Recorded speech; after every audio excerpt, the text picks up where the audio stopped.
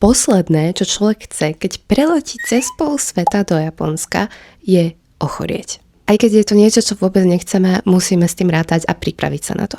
Bohužiaľ, ani ja som sa tomu nevyhla. Po prílete ma začalo bolieť hrdlo, začala som kašľať, pridala sa k tomu nádcha a únava. Našťastie sú drogerie v Japonsku na každom kroku a sú odporené až dlho do noci. Keďže sa v japonských liekoch veľmi nevyznám, išla som za personálom, ktorý mi odporúčil tieto lieky na moje symptómy. Prvým bol liek na nádchu, bolesť hrdla a horúčku. Obsahuje ibuprofen proti zápalu a bolesti.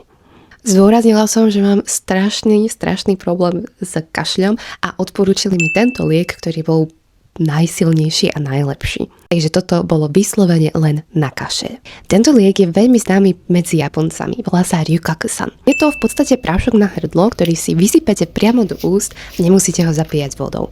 Toto bola asi najväčšia záchrana, keď ma kedykoľvek počas dňa začalo bolieť hrdlo alebo ma škrabalo a dusilo. Toto som mohla mať vždycky pri sebe v kabelke a kedykoľvek.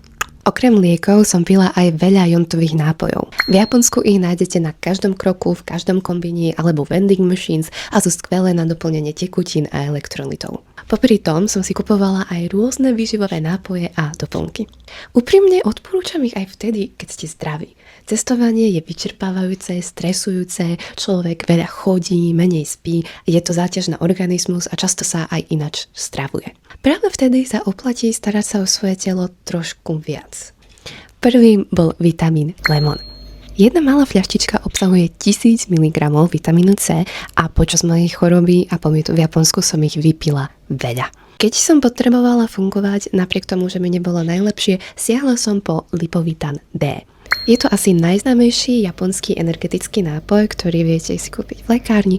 Obsahuje taurín, vitamíny skupiny B a kofeín, preto ho berte iba v prvej polovici dňa. Pred spaním som si obľúbila Chocola BB Nightwell, určený na regeneráciu a podporu spánku. Keďže počas choroby býva kvalitný spánok polovica úspechu, tento nápoj sa stal súčasťou mojej každovečernej rutiny. Tento produkt si zaslúži špeciálne ocenenie a veľký výkričník. Vibe Mini.